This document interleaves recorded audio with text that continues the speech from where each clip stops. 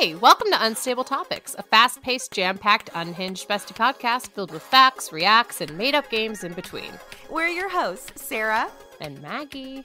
And we're excited for you to join our best friend hangout, where we surprise one another with things we find interesting or hilarious just to see how the other will react. Our friendship might be totally stable, but you never know what your bestie might throw your way to knock you off your game.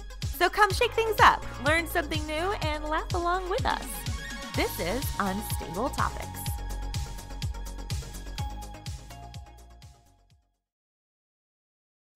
Hi listeners, I'm Carolina. And I'm Tessa, and together we are Femme Regard Podcast. Femme. We are a show dedicated to educating and entertaining underdeveloped filmmakers and film enthusiasts alike. We love sharing our experiences as filmmakers, what we've learned and what we've gone through. And we love bringing on professional industry guests. We want our listeners to learn from the best and get an honest account of the biz. So come join the Femme Fam and give us a listen every Friday. Streaming on all the major podcast platforms, including YouTube and our website, femregard.com. And of course, the Geekscape Network.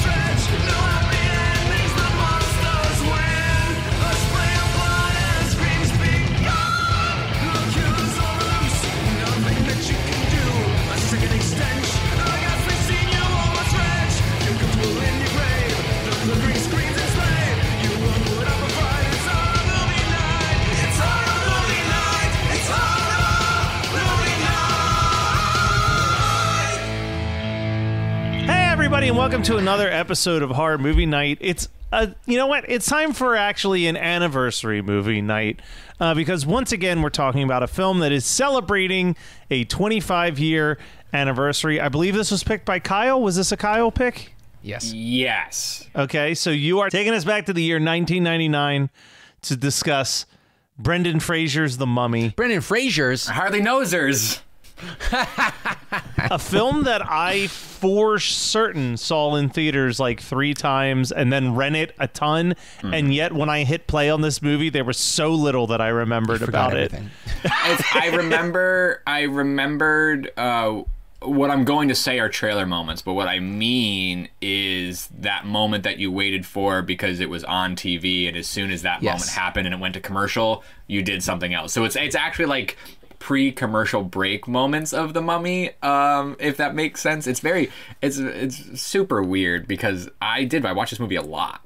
I remembered the Mummy stuff, which is to say that I did not remember the first 45 to 50 minutes of this movie. Yeah, this movie really does not have a whole lot of Mummy in it until the 45-minute mark. It's just fine, but it's not bad. I mean, it falls into, I feel like in a really indirect way, this movie could be given a lot of credit for what in the early 2000s was like this resurgence of Indiana Jones type movies, like the very like much so, yeah. You know what I mean? Like it's like this and National Treasure and like kind of like all of those, like the kind of wacky hero that's in a slightly supernatural circumstance, that they are like they're the rugged like 1930s prototype hero concept, because this movie fucking crushed in the box office. I believe it was the biggest film of that summer. And I mean, we're talking going to see it like that's a huge year for movies, period. Actually, correct.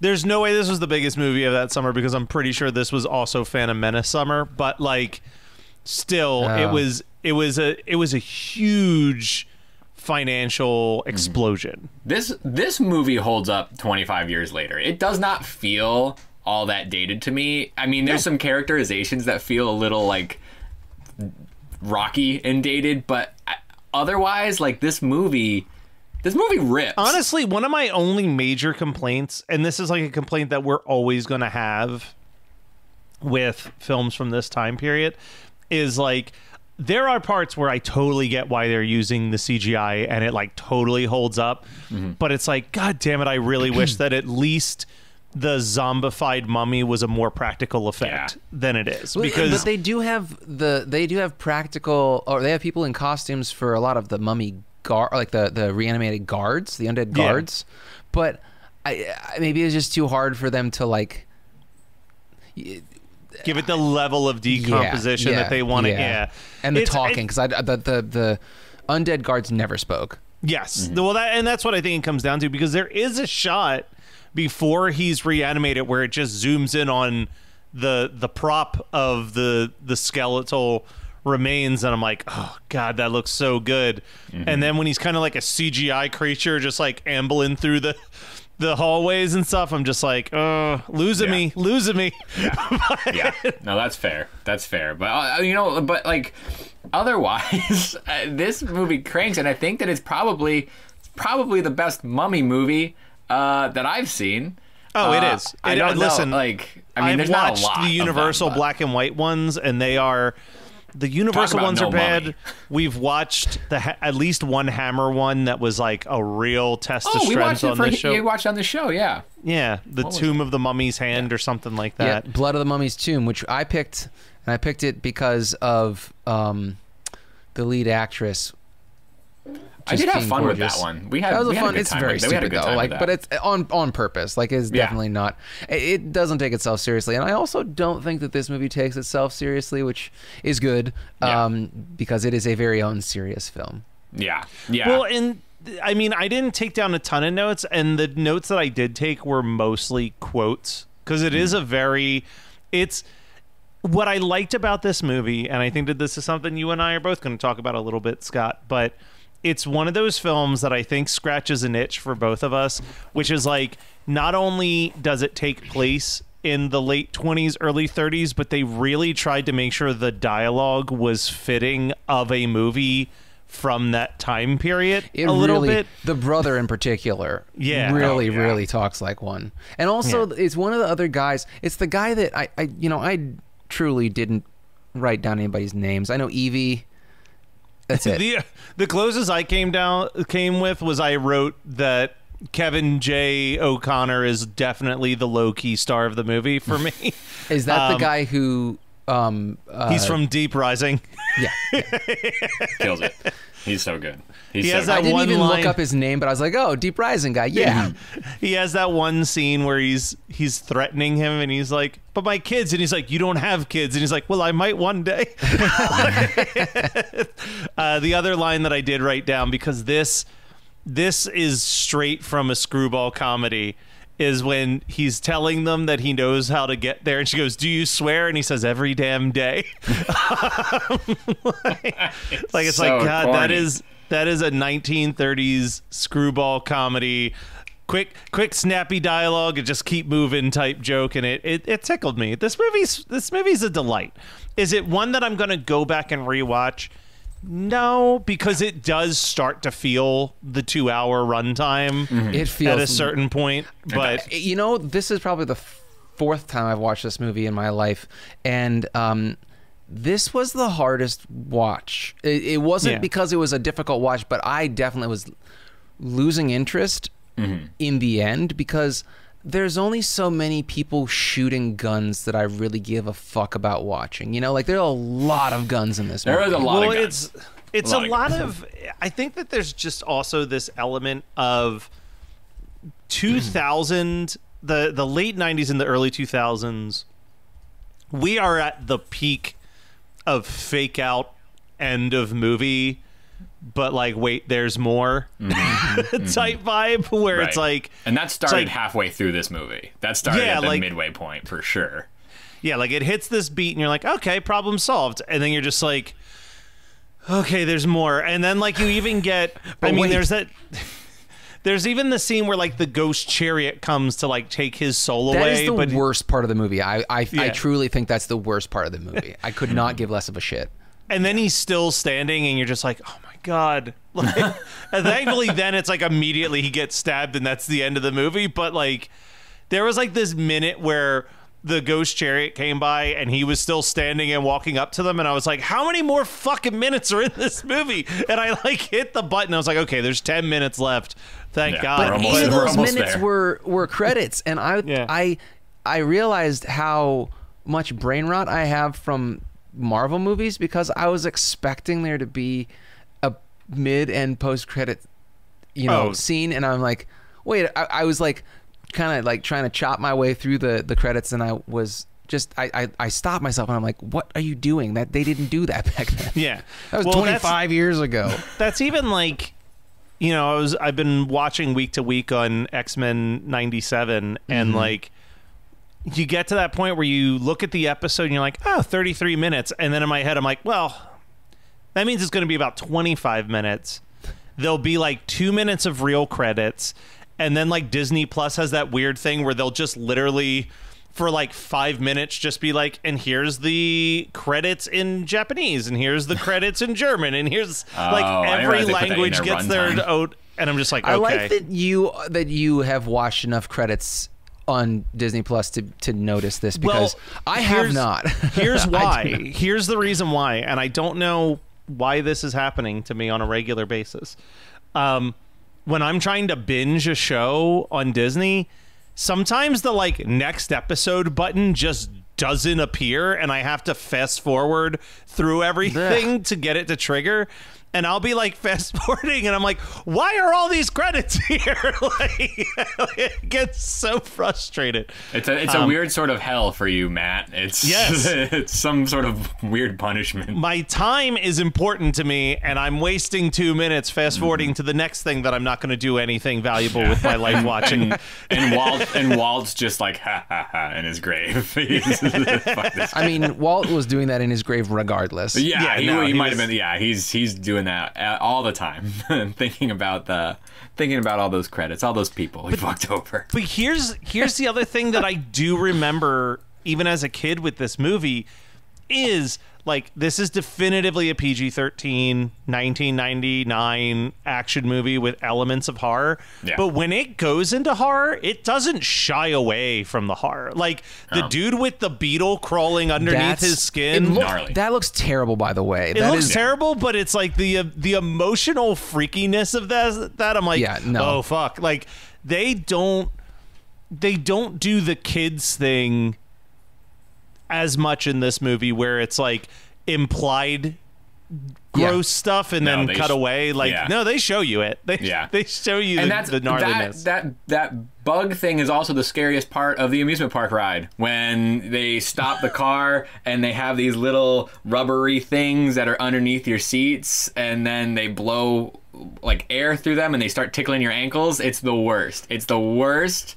It's a full tingler effect in an amusement park ride, and then I think you go backwards. If I remember correctly, then you go backwards, and it's horrifying. So I've never done the Mummy ride. Yeah. If you get a chance to, anybody, it's a great ride. Well, a similar effect that will live forever in my memories was when they used to do the Honey, I Shrunk the Audience 3D show at Disney. Yeah, and I think it's the same effect, technically.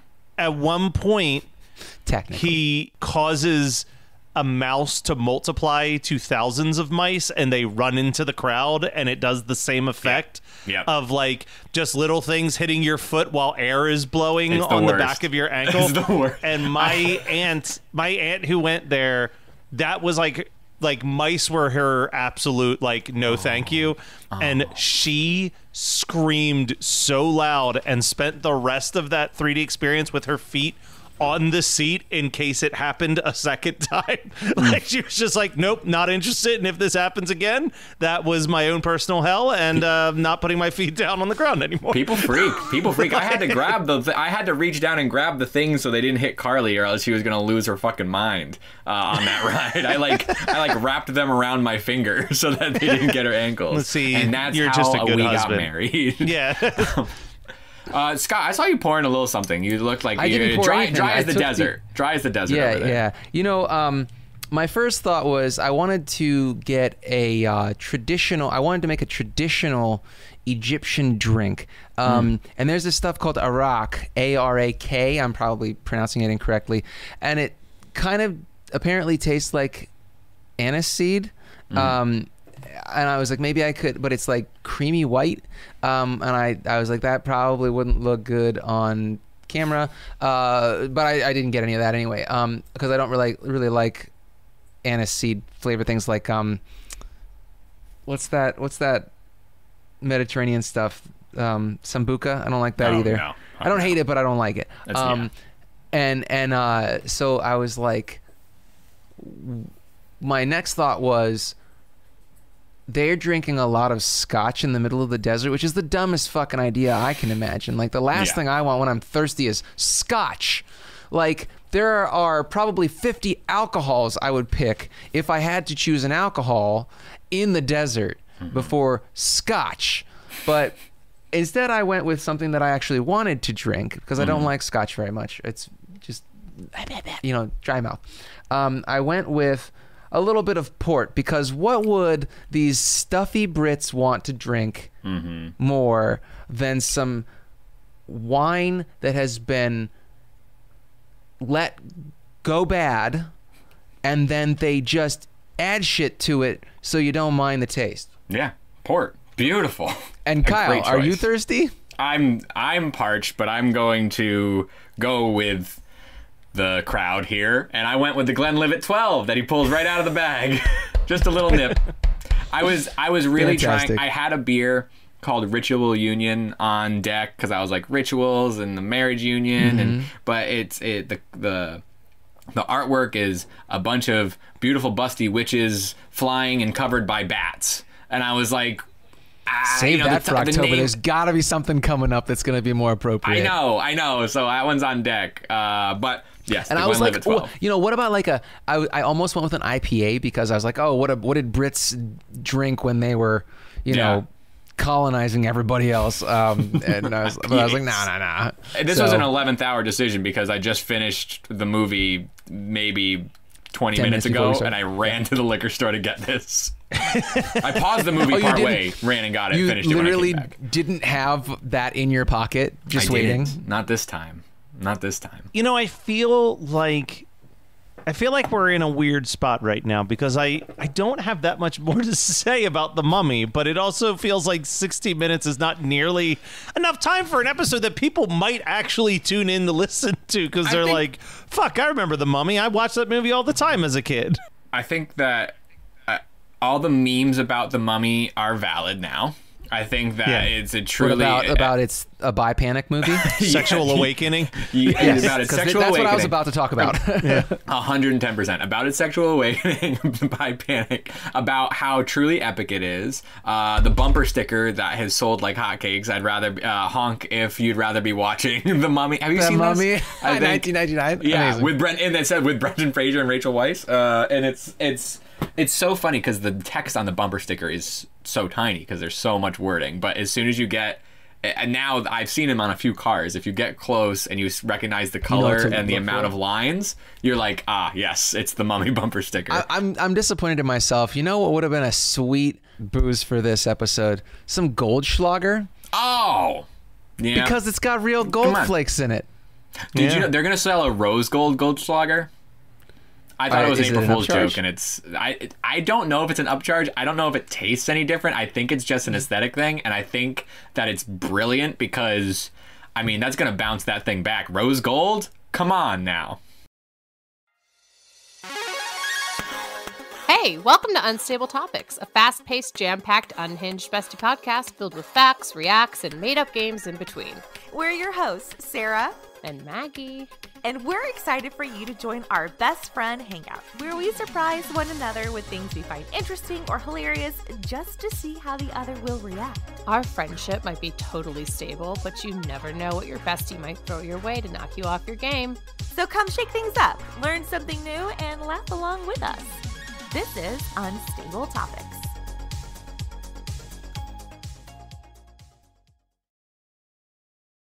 Hi listeners, I'm Carolina. And I'm Tessa, and together we are Femme Regard Podcast. Femme. We are a show dedicated to educating and entertaining underdeveloped filmmakers and film enthusiasts alike. We love sharing our experiences as filmmakers, what we've learned and what we've gone through. And we love bringing on professional industry guests. We want our listeners to learn from the best and get an honest account of the biz. So come join the Fem Fam and give us a listen every Friday. Streaming on all the major podcast platforms, including YouTube and our website, femregard.com. And of course, the Geekscape Network.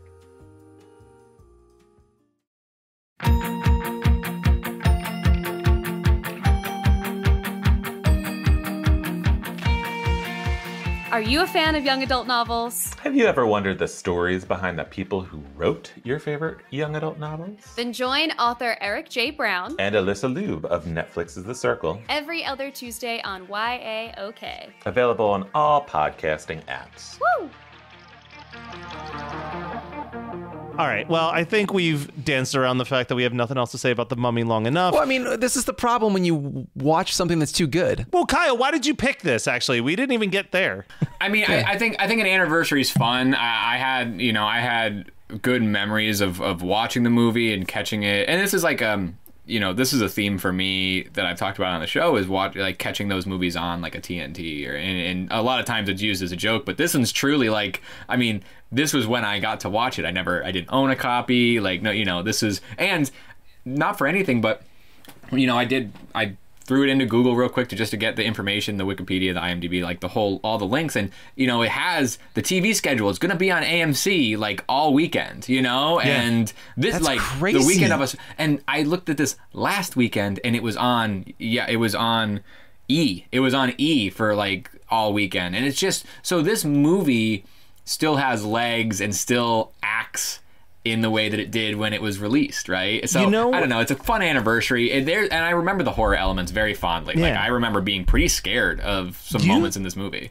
You saying that made me realize that, while I saw this multiple times in the theaters and rented it a bunch, I did not own this on anything until like 3 months ago. Yeah. When someone was getting rid of their Blu-ray copy, and I was like, oh, I'll take that. Yeah, right, right. It's one of those movies. How could you say no, Matt? That rarely exists in somebody's collection, but somebody has seen many times. If that makes sense. Many times. I would argue the exact opposite.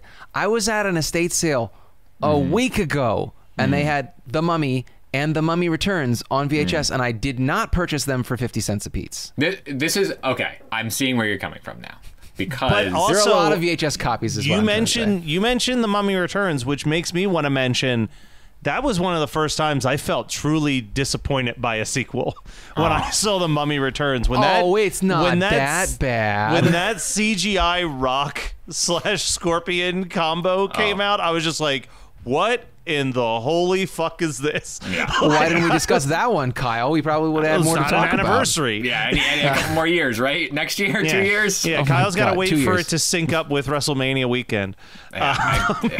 No kidding. The final boss. But yeah,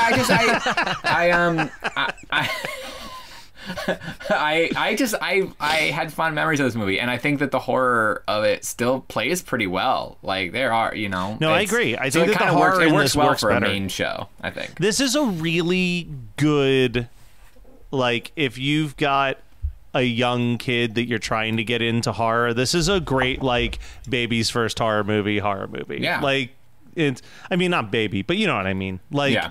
like you Hunter got like liked it. See, perfect. That's all that matters.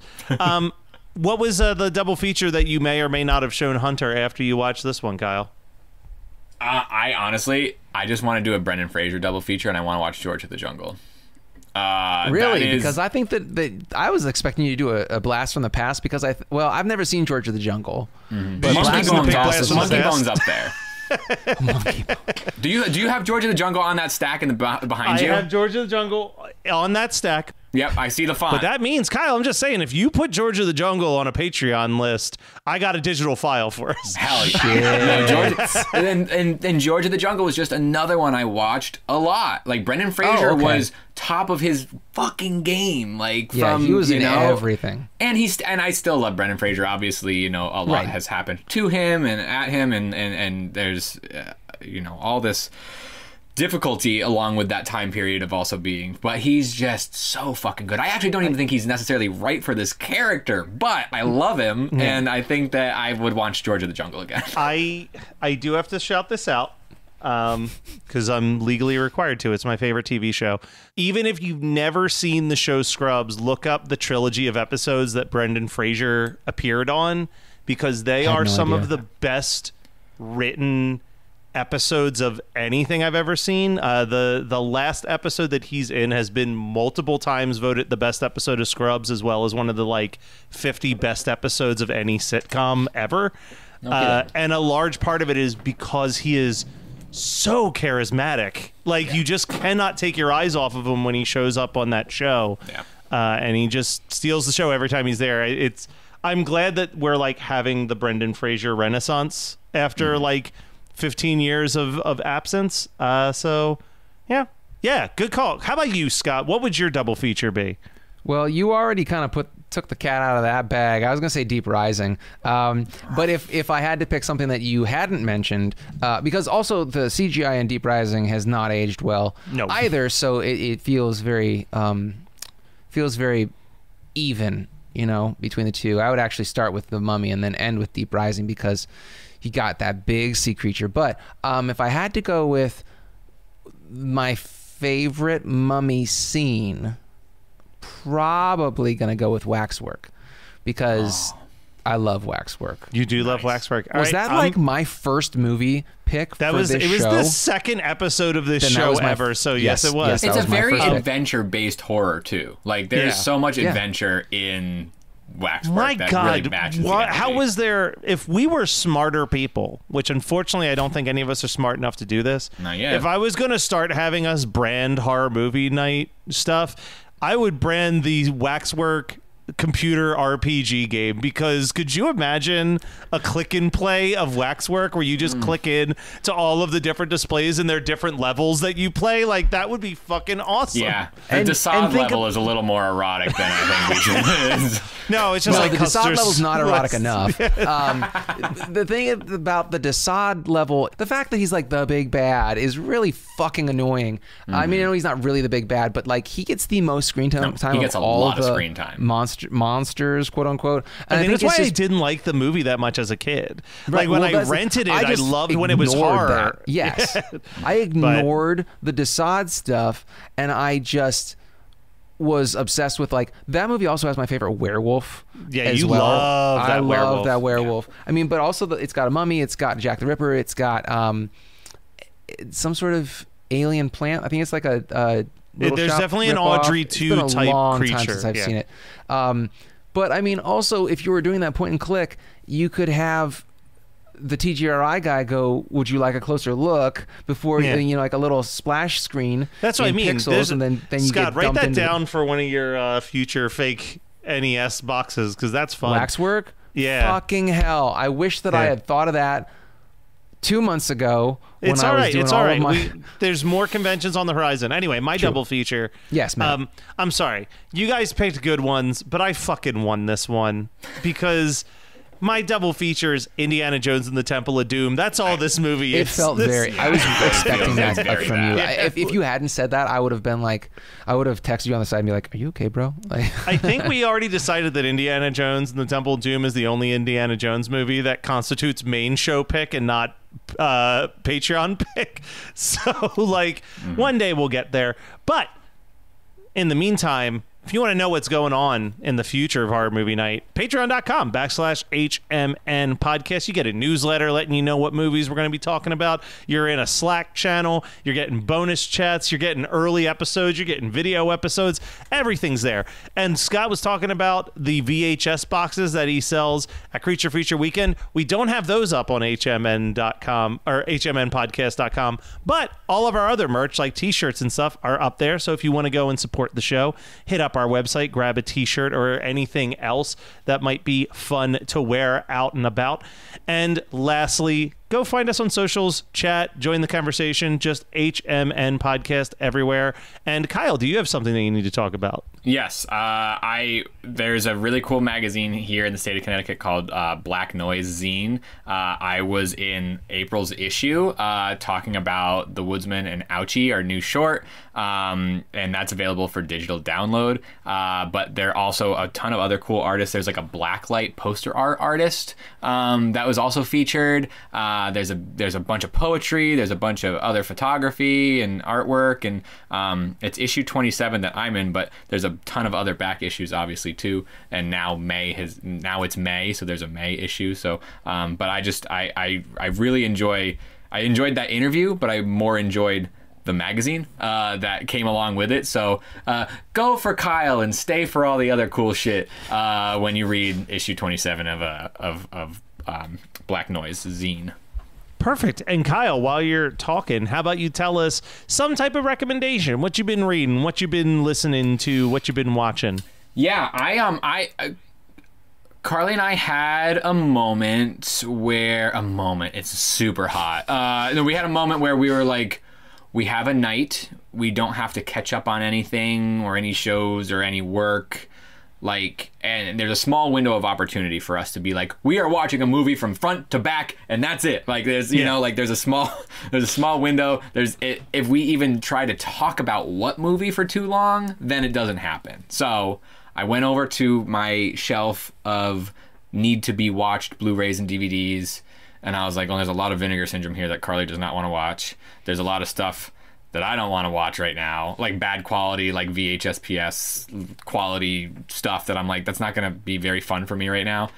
And I looked, and I had Hedwig and the Angry Inch. And we've been really into this season of Drag Race. A lot of queer events are coming up in our lives, both professionally and personally. And neither of us have seen Hedwig.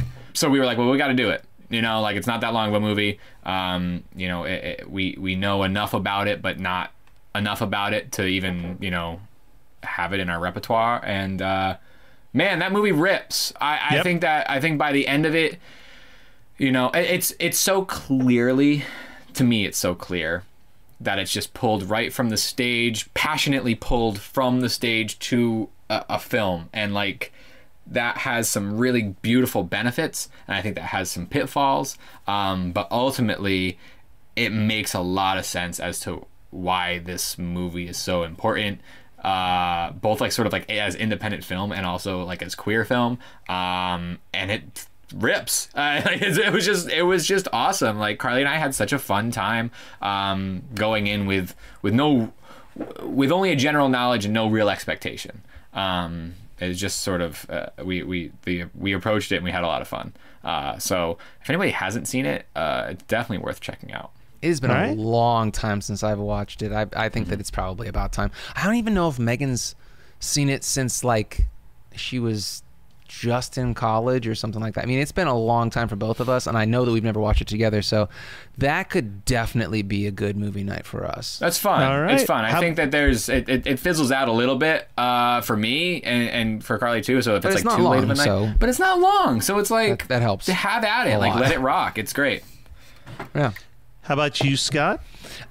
So Megan and I know I've told you guys before, like, I have a hard time with TV shows because the pacing kind of blows, and I really don't like sitcoms because I can't stand a laugh track. But Megan randomly was like, do you want to try watching Girls 5 Eva?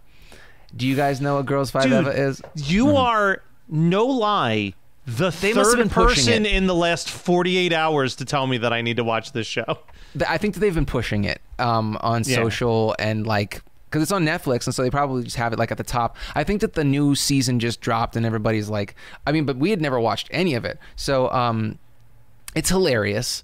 It's Sarah Bareilles, produced by, so all the music is by Sarah Bareilles. It's got Busy Phillips, and it's also, and then I don't remember the names of the other two actors who are the main people, but it also is produced by Tina Fey. And in like episode 3 or 4 of the first season, Tina Fey shows up as a Dolly Parton impersonator.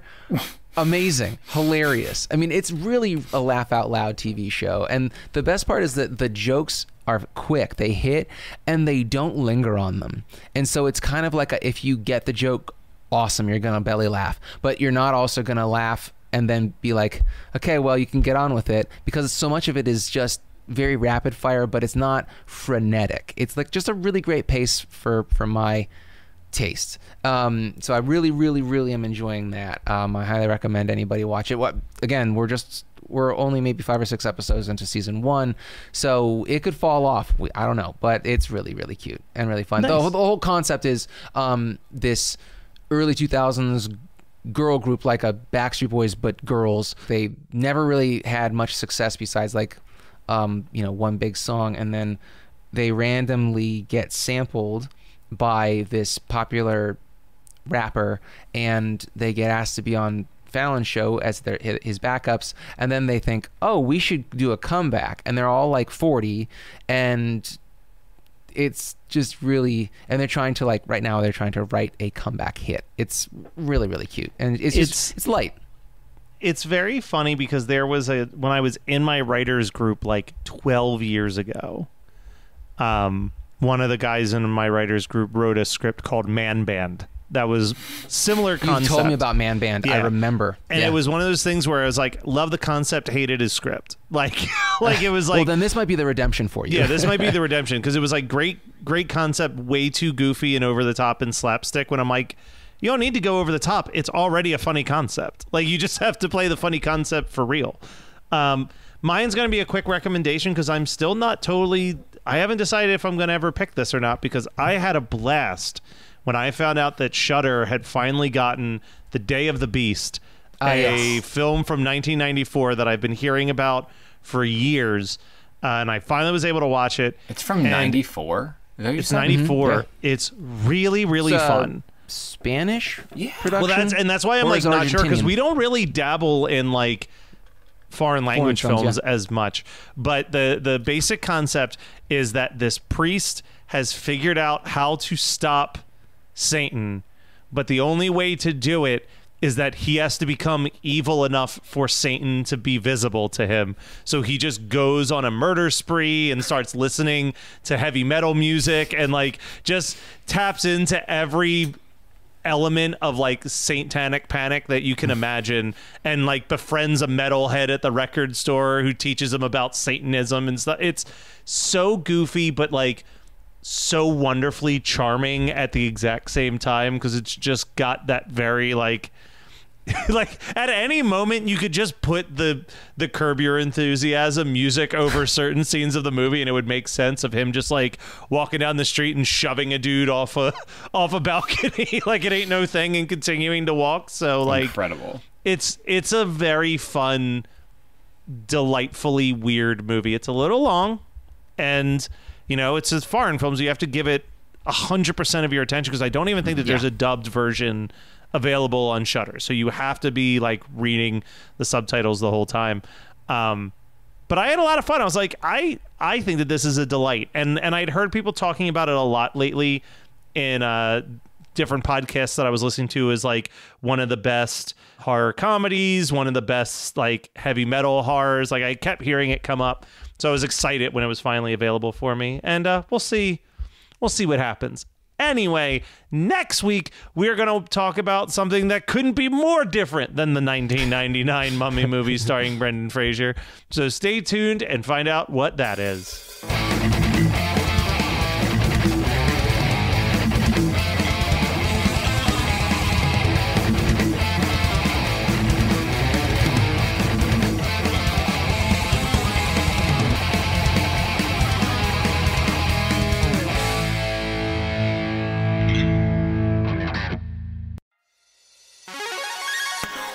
Hey, welcome to Unstable Topics, a fast-paced, jam-packed, unhinged bestie podcast filled with facts, reacts, and made-up games in between.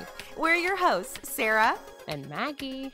And we're excited for you to join our best friend hangout, where we surprise one another with things we find interesting or hilarious just to see how the other will react. Our friendship might be totally stable, but you never know what your bestie might throw your way to knock you off your game. So come shake things up, learn something new, and laugh along with us. This is Unstable Topics.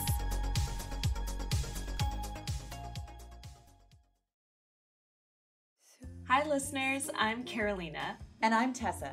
And together we are Femme Regard Podcast. Femme. We are a show dedicated to educating and entertaining underdeveloped filmmakers and film enthusiasts alike. We love sharing our experiences as filmmakers, what we've learned and what we've gone through. And we love bringing on professional industry guests. We want our listeners to learn from the best and get an honest account of the biz. So come join the Femme Fam and give us a listen every Friday. Streaming on all the major podcast platforms, including YouTube and our website, femregard.com, and of course, the Geekscape Network.